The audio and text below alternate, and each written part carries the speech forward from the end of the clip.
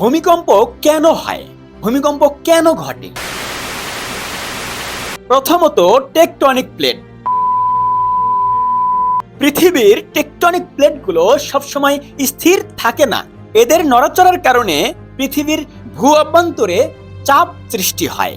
তখন এই প্লেটগুলো হঠাৎ সরে গেলে বা ভেঙে গেলে ভূমিকম্প হয়। দ্বিতীয়ত, শক্তি মুক্তি বা সঞ্চিত শক্তির রূপান্তর। শক্তির এক দশা থেকে শক্তি অন্য দশায় রূপান্তরিত হয়। আমরা জানি শক্তির কোনো ক্ষয় নেই, শক্তির কোনো উৎপত্তি নেই, শুধুমাত্র এর রূপান্তর আছে।